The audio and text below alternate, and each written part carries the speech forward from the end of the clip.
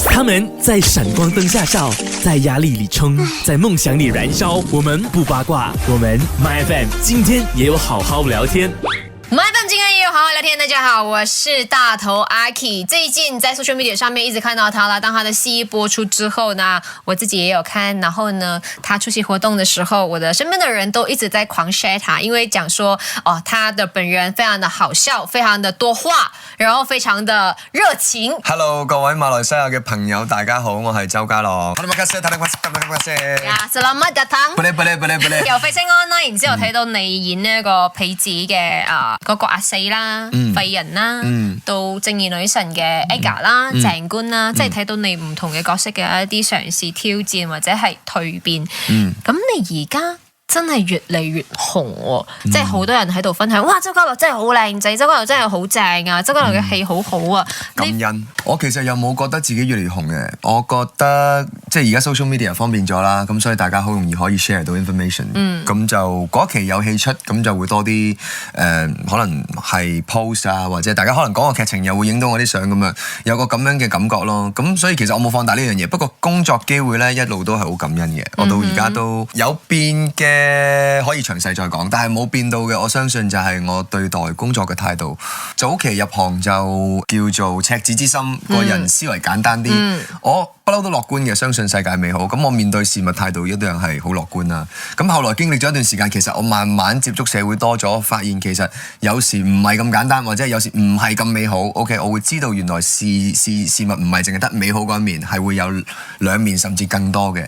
理解咗之後呢，再到依家呢，我都依然保持到樂觀嘅原因，唔係因為再係單純地樂觀啦，係我選擇去樂觀咁樣面對事物。因為你有選擇權同你本身無知係兩回事嚟嘅，咁所以而家好感恩自己嘅狀態係咁樣，呢個我覺得係最大嘅唔同，亦都係最感恩嘅事咯。反而係，因為我覺得你即係盡量俾大家睇到係一個開心嘅周家樂。係嘅，都會有嘅。但係即係你唔開心嘅時候咧，你會點樣去？唔開心好似生病啦，當叫做生病一個例子啦。咁而家唔會係諗有病點樣醫咯，反而係會諗點樣預防病，點樣預防生病。理性去解決問題就係好似預防生病一樣。咁其實解決咗個問題，我本身唔會有唔開心嘅情緒，咁我就唔需要抒發咯。但係呢樣嘢唔難做嘅，你只需要睇清楚事物嘅本質，知道點樣去實質好由根源解決問題。即係其實遇到嘅問題咧，你如果係解決唔到嘅，你唔使唔開心，因為你根本解決唔到，咁你就只能夠去 adapt to the situation， 自己去改變心態或又好咩都可以面對佢啦，解決佢啦。咁如果解決到嘅，你又係唔使唔開心。咁所以其實唔開心係好無謂嘅，本身我覺得。咁我都係一個公眾人物啦。我冇一個使命感，覺得我一定要帶快樂俾觀眾嘅。但係有得揀嘅情況下，即係就好似如我頭先所講，我有得揀樂觀嘅，我都會想用我呢份能量啦。我知道自己係有感染力嘅，呢個係我入行之後慢慢知道。我見到身邊嘅人見到我會開心，其實我係有開心嘅感覺嘅。咁呢個多巴胺係互相傳染嘅一個好好嘅循環嚟嘅。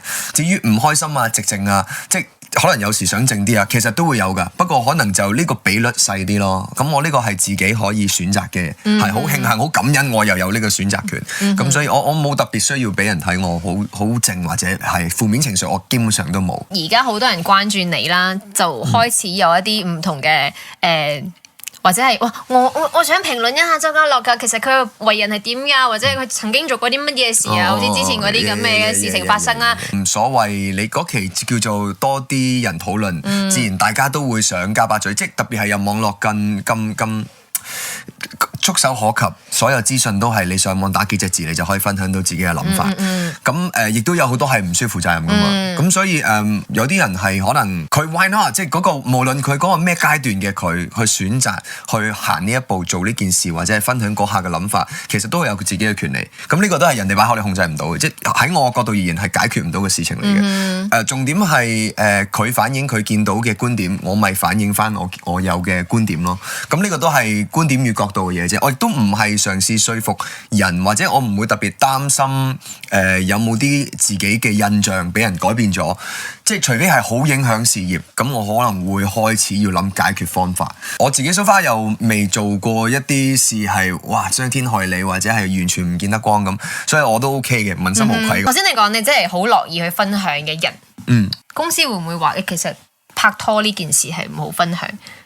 冇啊，佢哋都冇特別講。你講緊拍拖係咪講緊陳瑩啊？陳瑩啊，陳瑩係緋聞嚟噶嘛？陳瑩如約等偷情。係你繼續講，對唔住。而家感情係單身，如我之前所講嘅係空白嘅，我真係單身嘅。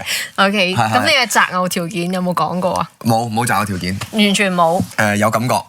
OK， 我哋而家話風一轉，我哋入翻個輕鬆啲嘅 mode。OK， 我哋講下自己嘅感情生活係咪 ？OK，thank you，Aki，let's go。How about you？Are you single？I'm married. Very good. Congrats. OK， 你 married 咗幾耐？好耐咯，我而家係你訪問翻我係咪？8年啦，8年啊？係啊。咁你結咗婚先至嚟香港嗰度去訪問我嗰個？有關係嘅咩？完全唔關係。係啊，即係我有冇結婚，我過去香港有啲咩其他嘅改變咩？冇，完全冇。你有冇即係期待或者係？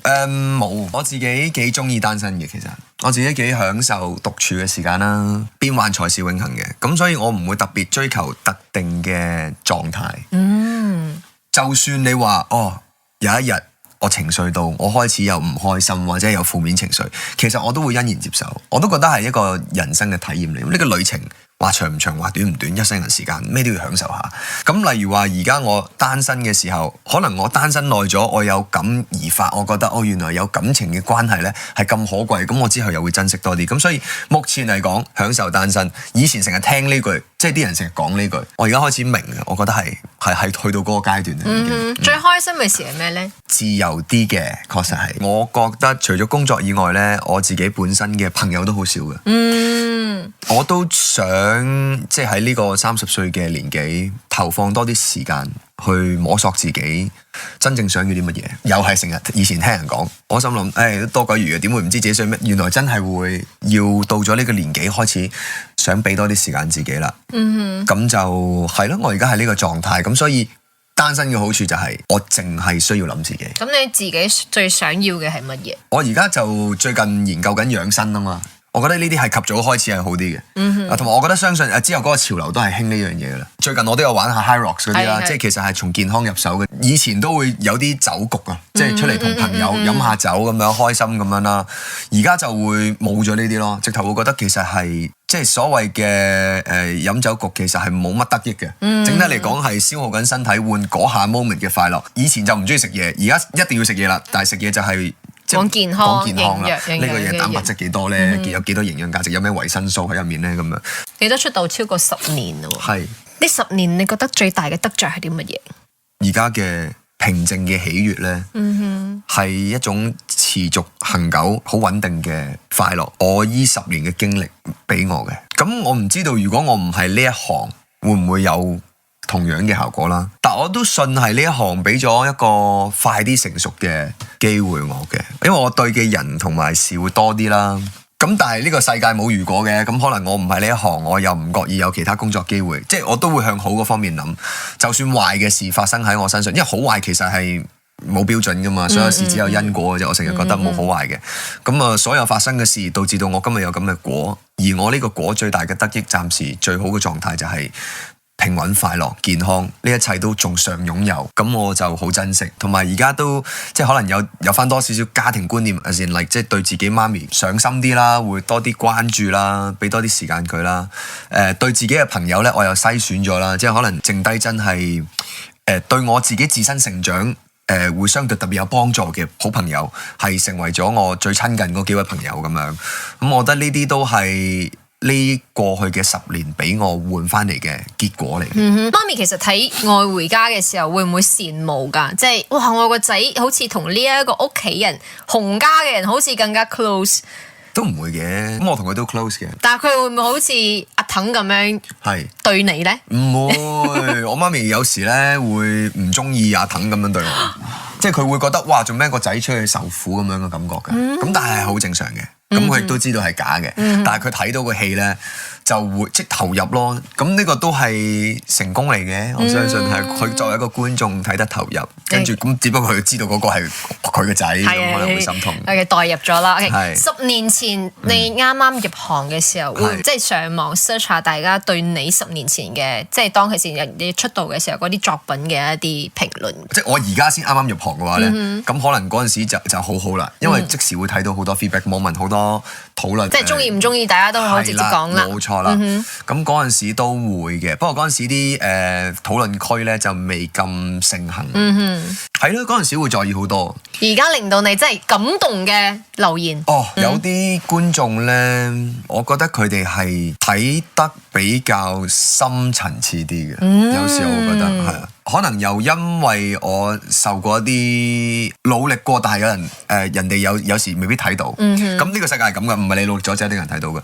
拍完我回家啦，演咗金城安好多年啦，跟住出去拍正劇啦。咁我有一啲演繹，我自己覺得落咗苦功，我自己覺得有啲位係我自己中意欣賞嘅位，有好多都唔欣賞，好多都覺得不足，但係有啲覺得喂，會唔會有人見到嘅位呢？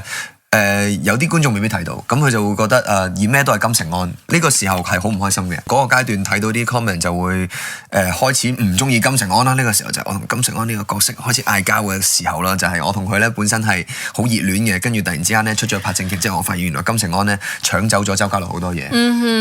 咁我見到啲 comment 我就唔開心，到後面咧就開始見到有啲觀眾留言得好仔細，佢哋係會分析。同埋會比較我過往嘅角色，然之後今次有咩唔同，有邊啲位係做咗啲邊樣嘢，佢哋竟然睇到，組織能力咧係好過我自己表達出嚟嘅。咁我呢啲位我真係會心頭一暖，我覺得原來都係有人睇到嘅。呢10年有好多動力都係靠呢啲觀眾，咁所以呢度都講翻聲多謝你哋，多謝晒。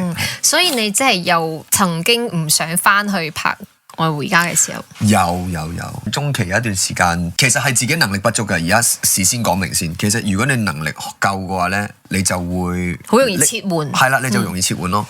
但係我嗰陣時經歷緊點樣嘅情況咧，係我擺咗好多周家樂入去金城安，嘗試演活呢個角色，咁出嚟嘅效果係我覺得係成功入到屋嘅，大家係會印象比較深刻。但係由於我用咗好多周家樂喺入面。咁我演其他正劇嘅時候，我嘅功夫又未去到真係可以有120種武功可以任意揮灑自如，就變咗我好多都係用翻周家樂，做一個基本設置，再加嗰個角色嘅性格啦，咁樣去演，但係個分別又唔夠大。我講嘢個通其實都好鮮明噶嘛，其實我講嘢嗰啲節奏啊，同埋當年都真係而家睇翻係好俾人感覺我似周星馳，嘗試模仿周星馳，但係其實我唔係模仿周星馳，不過周星馳確實係入咗血嘅。少年班嗰陣時最大表演欲嘅時候咧，已經開始模仿佢。去到後期咧，其實我已經習慣咗佢講嘢嘅通。咁觀眾見到嘅就係我嘗試模仿周星馳咯。咁我就好反感咯。我冇啊，一路喺度掙扎，一路好委屈，但係又發唔到聲咁樣啦。因為始終最實際都係用作品去展示俾觀眾睇，你唔係啦。但係我嗰陣時一路做唔到，一路好掙扎。好彩嘅就係之後遇到鄭少文呢個角色啦。佢係同金城安180度唔同，係啦，就變咗我用嘅力，同埋我開始經歷咗幾套失敗之後咧，我就會覺得自己開始要搣甩所謂覺得自然嗰樣，因為我自然就係周家樂，所以我直頭會演得唔舒服咧，為一個基礎標準。只要我唔舒服，我就唔係做緊自己啦。我就會開始咁諗，可能鄭少文本身個發揮都唔係話有幾好戲嘅，嗰個角色咧，因為佢幅度好細嘅啫嘛，佢最緊要穩定啦。可能就係因為金城安好唔穩定，我嗰個少少嘅穩定就已經做到個好大嘅一個 flip，一個好大嘅反差啦。咁就好感恩咯。呢啲角色嘅時間都嚟得好合時。下一個角色咧會出街嘅劇集，非常日誌，非常日誌係關於機場噶啦。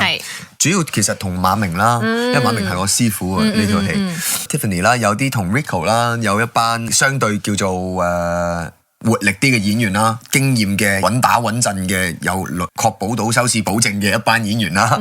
咁我哋就咁樣有個咁嘅組合配合啦，跟住就再者就係一個叫武林，武林係啦，就好多打嘅，同埋應該都幾多 CG 嘅。咁呢個都係好期待嘅。其實就我中意做動作嘅。不過我自從個人行邏輯之後咧，都好驚一啲安全隱患嘅嘢，可能係年紀大咗啦，又係唔緊要啦，你有養生啊嘛。唔係有養生咧，都係會冚親同埋跌親噶嘛。咁我驚打鬥嘅時候咧，好多時咧即係我成日都個安全意識好重啊。例如話我經過道門都會驚俾道門夾親咁樣嘅，我係咁樣嘅。你會諗得太多啊？係會噶，我同意噶。你出街都可能會一個招牌跌落嚟之類嘅嘢。我有一期咧係成日望住個天行噶，不過嗰一期已經過咗啦。我而家就翻去一個叫相對啲穩定。點解咧？唔知喎，怕死。可能係上網碌到嗰啲片咧，見到啲人咧行路俾你劈。你唔好上係，所以唔好睇啲咁嘅嘢我啦都。停止咗呢個手機嘅使用量嘅。碌手機係一個好差嘅壞習慣，我哋影響你嘅專注力噶嘛。我覺得我而家個腦都係受緊影響嘅，即係到而家我講嘢咧，其實都幾冇 point 嘅，情會兜圈兜遠咗啊，跟住又要主持人拉翻嚟啊。呢幾日嘅訪問咧，我成日見到呢個情況。究竟你要唔要拍一啲武打戲咧？係啦，冇錯咧。其實頭先講緊呢個 topic 噶嘛，所以我要帶你翻嚟咯。係啦，好彩有你。我係想嘅，所以就唔好諗咁多啦。總之長期打醒12分精神咯，係啦，咁樣就好啲嘅。OK，咁我哋都期待啦，周家樂可以有更加多嘅唔同嘅一啲角色嘅嘗試啦、發展啦，繼續俾我哋好多嘅驚喜啦，自己更加多嘅挑戰啦。Yes， 唔好諗咁多啦。冇錯，多謝你，我會袋落袋噶啦。Terima kasih selamat datang。教多你一句啊，佢哋冇教你咩？咩嚟㗎？Aku cinta padamu。I know this one. Yeah, okay, Aku cinta padamu. Tunggu saya. Aku cinta padamu. Tunggu saya. 多謝。Thank you，唔該晒，多謝你。多謝。身心愉快啊！ Trying to save